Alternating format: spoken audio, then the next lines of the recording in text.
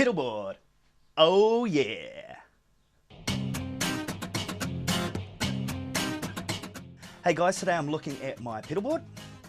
I designed this board to be a one-stop shop for acoustic guitar looping and guitar drum duos, cutting down on as much stuff as possible on the stage and being super fast for setting up and packing down, especially on the nights when you got 2 gigs and you got to get in and you got to get out and you got to get set up.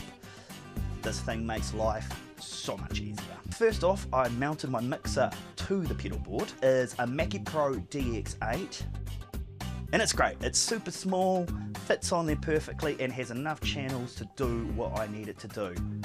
It's controlled by a cell phone app, and the cell phone sits on my mic stand, so it's super simple for me to be able to get to my controls, change anything I need to on the fly, but most of the time it just does what it's supposed to. It's amazing.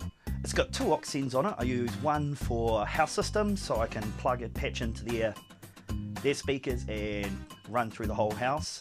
Aux 2 I use for my drummer's monitor mix, and so he can have his own personal mix. And then for me, I just use the headphone jack out on the main out to be my in-ear monitor send, and that's great because then I hear exactly what the mix is sounding like coming out from my PA system. Next, the heart of my effects, the Pod HD 300. For my acoustic guitar, this thing sounds amazing, and it has a USB output so I can connect it up to the computer, name all my patches, organize them all into banks, and tweak any effects on the screen, and then send it in there, save it, and it's great. You can have 4 effects at once loaded up on the board, which I find is plenty for me. I have a clean, a bass sound, a nice chorusy acoustic, and then another clean. I have wah, and then if I change pitches, I have distortion. Ooh, yeah, anyway, awesome. Next, the loops. I used the Jamman Solo XT, so I've got 2 of them hooked up via JamSync with my own custom-made pedal for it. I made it myself, yeah, I'm not just a pretty face. This is set up to give me 2 loops, so on the left I have my rhythm, which is usually the drums or me beating on the guitar.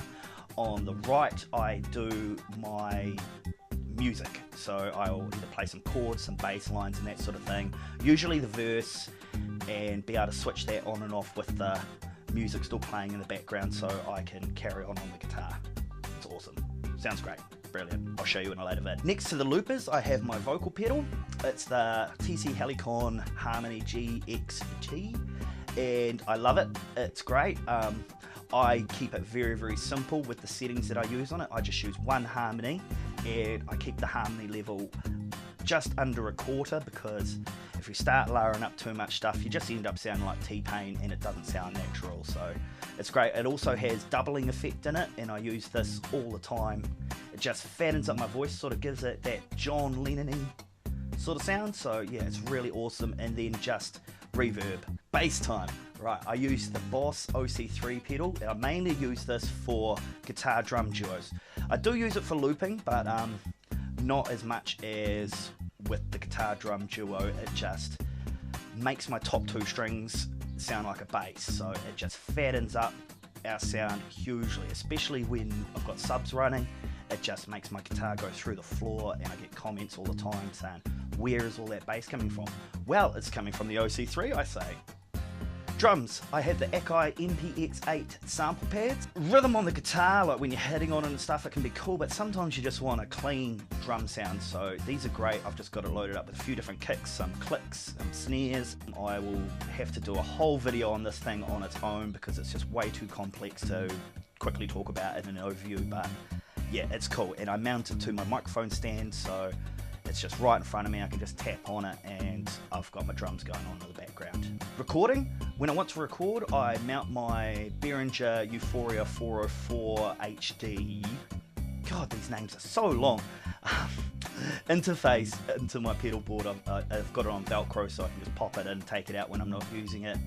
I also use this for a preamp for certain drummers, so they can just run their in-ears from there, and it's just nice and simple, tidy, less shit on the stage once again. Power, this is cool. I added a 2-plug USB charger to my pedal board. It's super handy. I use it to run the Akai sample pads and then charge the phone that I use for the Mackie mixer if it needs charging, and then half the time I'm just charging up my normal cell phone. So it's just nice and handy to have on your pedal board. You can never have enough power. And last but not least, my mic of choice. It's not really a pedal, but I use the Shure SM57. I think its reputation just precedes itself anyway, so if you need to know more, Google it. It's a mic. It's great. It's one of the best. Awesome. Well, that's my pedal board. In upcoming videos, we're going to take an in-depth look at each pedal individually, and I will get into the nitty-gritty. We will look at the software that runs them, the functionality that they do, how I have them connected up, and all that good nerdy stuff that just makes us musos go, yeah. Anyway, as always, I'm Paul. Thanks for watching. Don't forget to subscribe on YouTube. Give us a like on Facebook. Feel free to drop a comment down below. It'd be awesome to see what you guys have set up for your pedal boards. Come on, you know, it's just guitar porn. We love it. And thanks. See you guys.